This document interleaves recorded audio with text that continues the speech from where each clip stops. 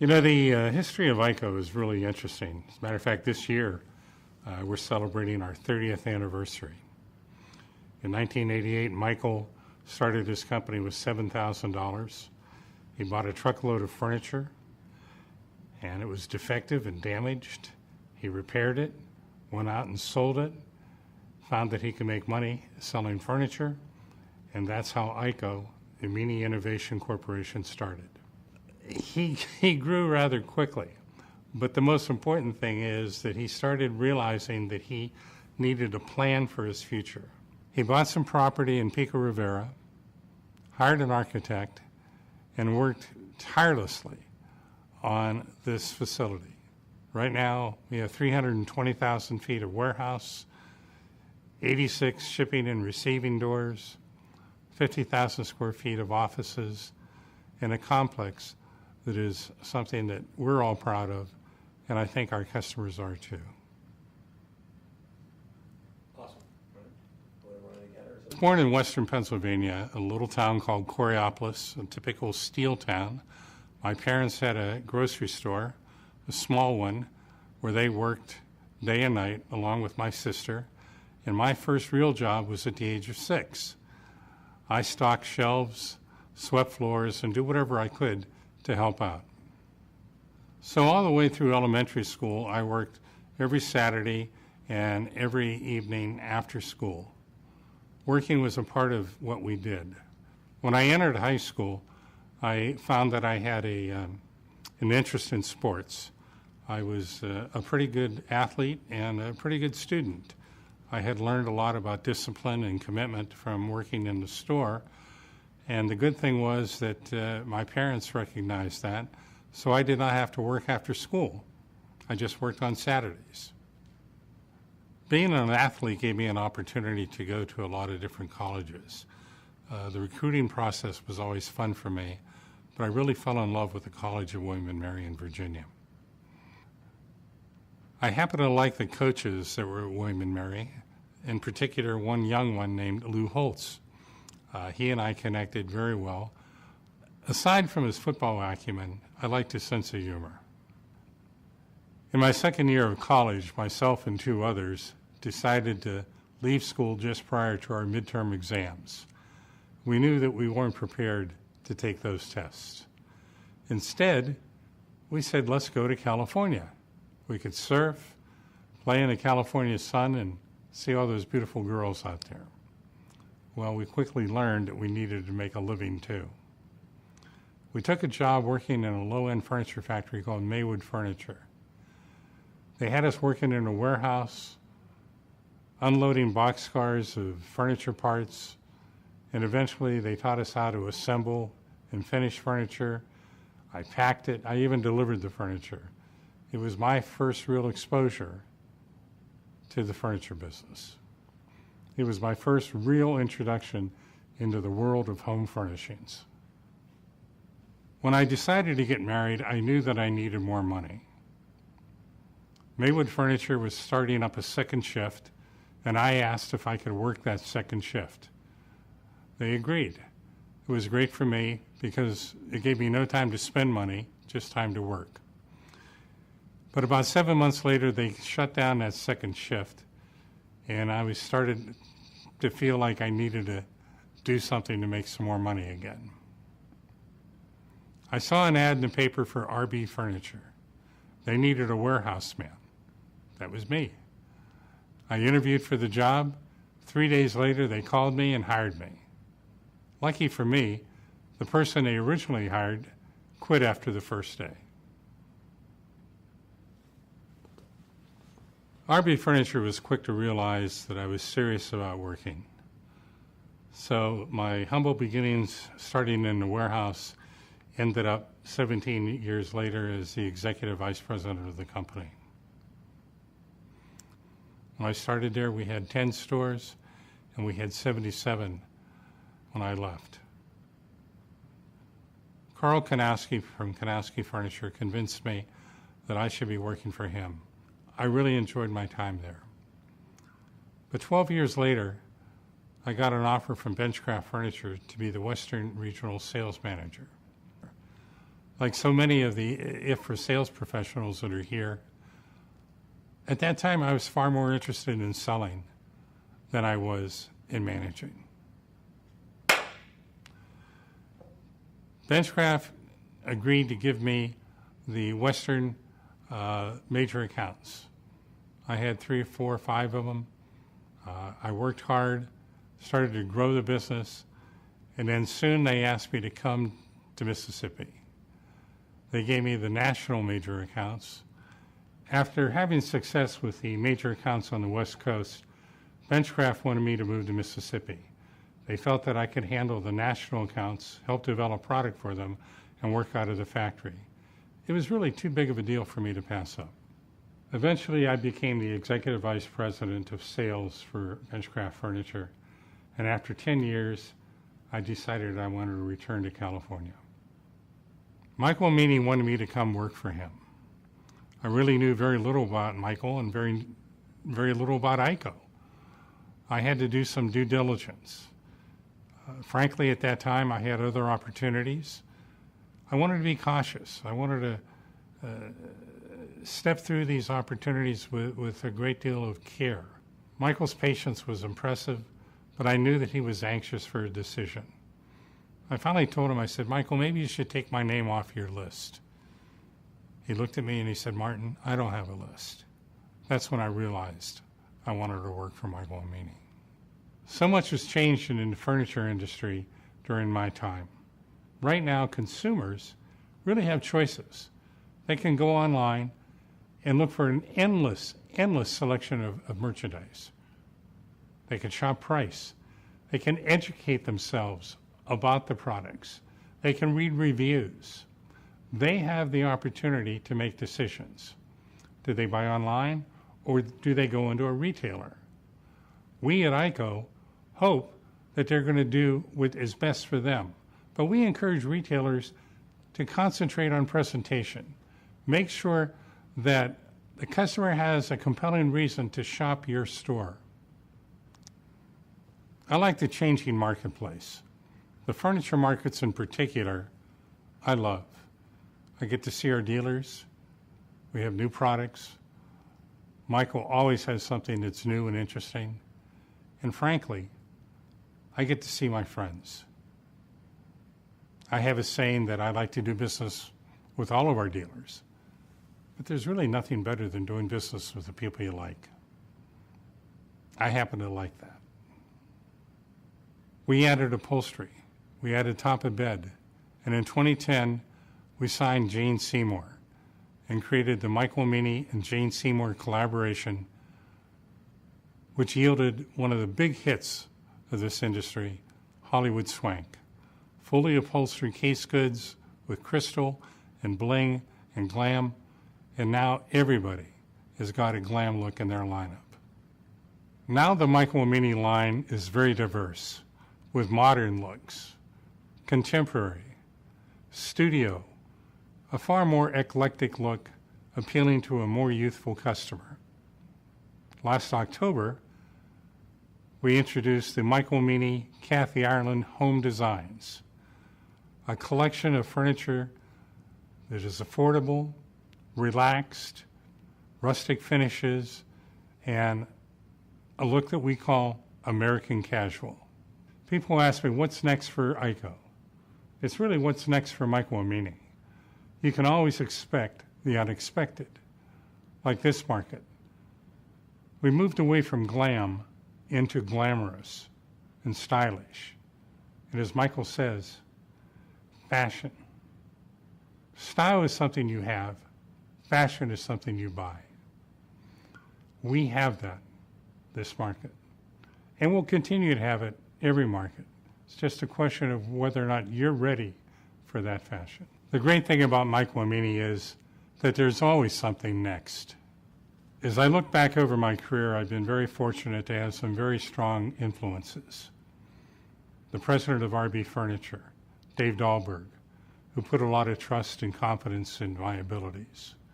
Carl Kanowski, who really gave me the leeway to do what I felt needed to be done for the company. My best friend, Dick Barrett, who encouraged me to take the challenge and deal with the pressure. Of course, there's Michael Amini, somebody who's put a lot of confidence in me, given me his trust, and we've become friends. I like it. As my career started to take shape, I soon realized that it was time to give back. I was asked to be the dinner chairman of the City of Hope dinner honoring Dave Dahlberg, the president of RB Furniture. It was soon after that that I realized what a special place City of Hope was. I believed in it. Of course, City of Hope gave me a lot of opportunities. I became the president of the national chapter of the home furnishings industry. I received the Spirit of Life Award from City of Hope, and shortly thereafter I was asked to join the board of directors of the City of Hope. In 2004, I actually became a patient at City of Hope. 2015, my wife became a patient. Today, we're both healthy and surviving, and the great thing about City of Hope is that we're dealing with far more survivors than we are victims. People have asked me what this award means to me, the pillar of the industry. Frankly, I'm very humbled and extremely honored, but I know that one pillar doesn't hold a building. It takes many. And throughout my career, I've been blessed to work with really great people that have always made me look important. My wife, for example, she is really the rock. She has stood by me for 52 years. She's moved 8 times because of me and always wanted me to pursue the career that I wanted. I appreciate her. She's my pillar. I love her. In closing, I want IHFRA and all of its members to know how much I appreciate being selected for this award. It is very, very meaningful to me, and to be a part of all of the past recipients that have received this award before me, including Michael Amini. But most importantly, I share this award with my entire ICO family, as well as with my own family, and in particular, my wife, Mary Ann. Thank you. We met, we started talking, and on the July 29th of 2002, Martin started at ICO. I got him. He was mine. Martin is a very special human being. He's a unique individual. He's my friend. He's not just the president. He's my president.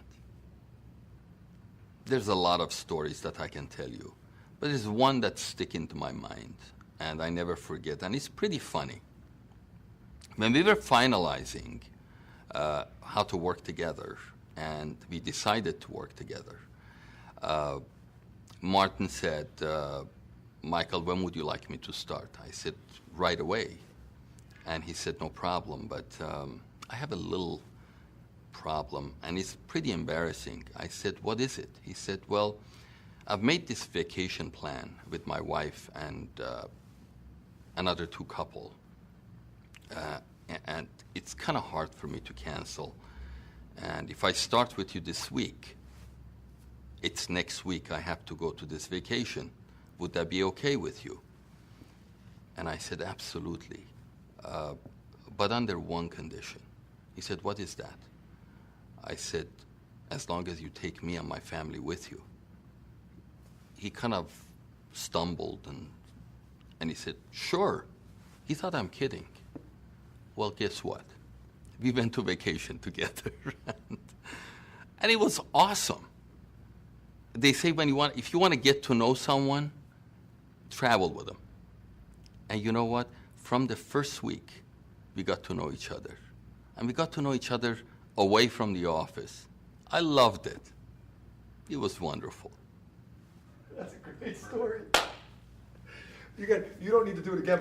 Congratulations for all the 2018 IHFRA's honorees tonight. And in particular, my friend Martin Ploy. Martin, congratulations to be the 2018 IHFRA's Pillar of the Industry Award. I'm proud of you. Enjoy it, my friend. I first met Martin Ploy in 1996 in Tupelo, Mississippi in the Benchcraft showroom. We were sitting on 2 stools at a highboy, and Martin was telling me about how much work I had to do to get City of Hope back to the level of support in the industry that it once had when he was honored. It was a memorable conversation. It was, I was, of course, much younger then. He was too. I was just starting out in my career, and I was brand new in the furniture industry. And the Tupelo furniture market was a bustling place back then. And my first time there, I had grown up in Alabama and Mississippi, so I knew the area. But Martin struck me from the very beginning as somebody who was going to be a friend forever, even though he was giving me a very hard time that day. We talked it was over an hour, about what City of Hope meant to him, what he thought we could do, what he thought we had done wrong, and gave me a little bit of hope that over time, if I kept coming and seeing Martin and sitting on that stool in Benchcraft in Tupelo, Mississippi, we would get to a better place, and we did. That was really good. We're going to do that again, but that was really good. So go back. And Martin and I spent about an hour talking about what his expectations were, how he wanted us to grow the relationship with City of Hope, some work that we had to do. And I came away from that first meeting with a real clear impression of Martin. Once you meet Martin, you're not going to forget him. Martin was going to be a friend for life, which has turned out to be absolutely true. I was going to learn a lot from Martin personally, which is absolutely true. And Martin was going to help change the world, which he has absolutely done. That's great. That was awesome. We also have the ICO All-Stars showing up every year for, well over 10 years for our Walk for Hope. Martin leads the team. We have great pictures year after year of all of us out there in T-shirts and sneakers on an early Sunday morning walking 3 miles, some of us a little shorter, to support women's cancers. And that's very special to me personally, because Martin, we walk for each other. Martin works for me because he knows I'm a survivor several times over, and I walk for him because I know he's a survivor several times over. It's been a special relationship with Martin through these activities with ICO and sharing our experience with the ICO team and helping them understand how important it is that the company comes together to support City of Hope, to support Martin, and to support all of those that we know who have been touched by cancer and diabetes. Is that okay? Yeah. That looked. In the 20-plus years I've known Martin in a lot of different roles. I think Martin has been happiest since he's been at ICO, working with the team here, working with Michael Amini, building this fantastic organization, changing the expectations of how showrooms look. Martin's contributions professionally, I've had the pleasure of seeing take shape and change. I've also had the opportunity in that time of seeing how Martin has helped ICO come into partnership with City of Hope in ways that have changed our campus. We have a new Michael Amini transfusion medicine building because of Martin introducing me to Michael. We have yeah. It's okay. See, you're learning. You're going to be a pro. I know.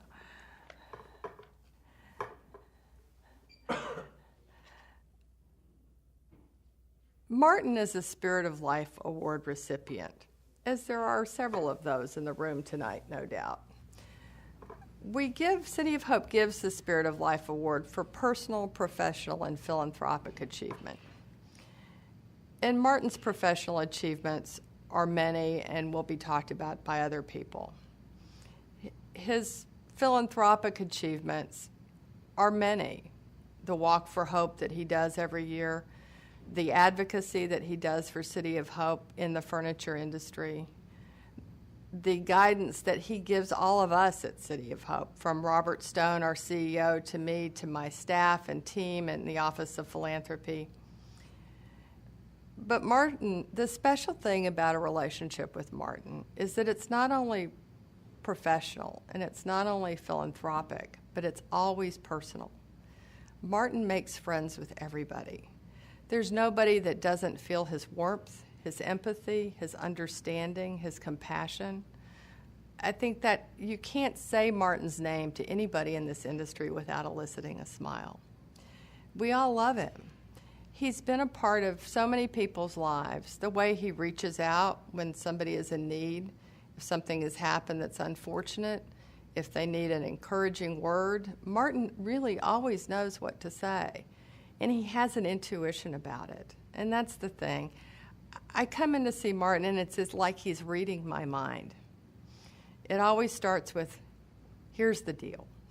And then he'll go on to sort of tell you what you're thinking. It's eerie sometimes. But on the other hand, you know, that's how Martin has touched all of our lives. So when I think about what is my business relationship with Martin, it's business, but it's always personal, and it's always about how can we make things better? How can we help you? How can we help somebody else? You know, how can you beat that? Can. Yeah. No, I don't even want to do that one. No, that was terrific. That was really good. You were very genuine there. We could do it again, but there'd be no point. Okay, good. That one, there'd be no point. I've always been struck by Martin's resilience. So Martin's been through a lot in life. We all have. And what Martin would say and what Martin taught me, it's like, it's not what happens to you in life, it's what you do with it. And Martin has shown us all, year in, year out, what resilience looks like when it shows up big, proud, and strong. Martin bounds out of bed in the morning. He talks about, I get up and I am ready to go. I don't need coffee. I'm just out the door. I want to get to it. And what a great example, and what a great thing to have in a friend. So funny stories, yeah, there's funny stories. There's stuff on the golf course and some other stuff that I don't want to talk about. But, you know, that's the fun of Martin, is that it always ends up good and it always ends up fun. What I know about Martin, and what all of you in this room know about Martin, is that it's almost always fun. Whether you are standing at the Walk for Hope at the starting line at 9 o'clock on a Sunday morning in the rain, or you are talking about who's sitting at what table at a dinner, or you're going through harder stuff like a friend who's in need or somebody that we've loved and lost. The thing about Martin is, if you're going through whatever you're going through with him, happy, sad, hard, easy, it's going to end up good, because Martin's going to make sure you get there. That works out really That well. works out really well. That was there. See, you thought yourself. Well, Martin, you have infected everybody with here's the deal. But tonight, on behalf of Robert Stone, on behalf of City of Hope, on behalf of myself, here's this deal. Martin, congratulations. We're so happy to see you receive the 2018 IHFRA Pillar of the Industry Award. You couldn't be more deserving. Everybody in this room tonight loves you. They know how much you've contributed to this industry. They know how dear you are in all of our hearts. We're so proud, so happy to be here. Thank you for everything you've done for all of us, and we hope and pray that we have many, many more years and nights like this together to celebrate how special you are. Thank you so much. And that's why you do it 3 times. Okay. That was. So tell us how you met Martin Ploy. I've known Martin approximately 30 years. I first met him when he was at Benchcraft, and I think the story goes something like this. Martin would say, I walked in the showroom in High Point, and our rep was busy, and he got stuck with me. And he showed me around, and that was the first time I met Martin, and it's been all downhill since then. Okay. We're going to do that again. Now, you can say it any differently you want. I just want to say it again. That's good, by the way. Now, just try to leave me some pauses. There's a lot of good stuff there.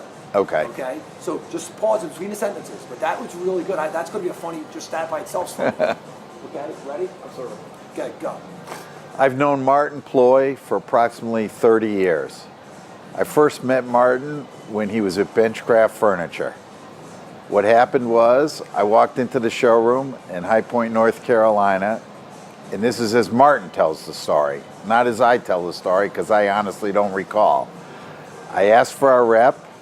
He was busy at the time, and Martin got stuck with me, or I got stuck with Martin. It's been all downhill since then for about 30 years. Okay. Good. Now we're going to go back, and Yeah. so you know, right now, see how your feet are? Yep. You're doing this. Yeah, but you told me it's only from here But up. it's making your whole body vibrate. Okay. So I got it. I'm like, because you'll look like this on the screen. Okay. A 12-foot version of Urban doing this. Okay. No go. Ted Galar, I'm gonna kick his ass. Okay. So when you get into whether who told the story either way, leave it out because we're gonna be able to use 20, 30 seconds, maybe 45 Oh, seconds. so we're Stay focused on the good stuff. It's a great story. Okay. I mean, it is really good. So, met him 30 years ago. Right. He was with Benchcraft, and I walked in to see my rep. My rep wasn't available. He got stuck with me, or I got stuck with him. That's cute and endearing. I like Okay. it. All right. I met Martin Ploy approximately 30 years ago. At that time, Martin was working for Benchcraft Furniture. I walked into the Benchcraft showroom in High Point, North Carolina, asked for our rep. I was told our rep was busy. Next thing I know, this guy comes up to me, and it's Martin. Either I got stuck with him or he got stuck with me, but it's been downhill ever since for 30 years. Good. That was good. One out of the Okay. way. That was really good. It was smooth. Okay. It was very fluid. You gave me pause. That was great. Okay. What's that? Or do I keep going? No, in between when I do the high five, that's cue to stop that recording. You could just say that, you know what I like about Martin? When I come to the shows, he's always got time for me. He's always professional. He watches out for my business, things like that. Because, by the way, not for nothing, he's one of the classier guys in the business. I met a lot of the big Right. dogs. He's just a classy guy. Right. Okay, go ahead.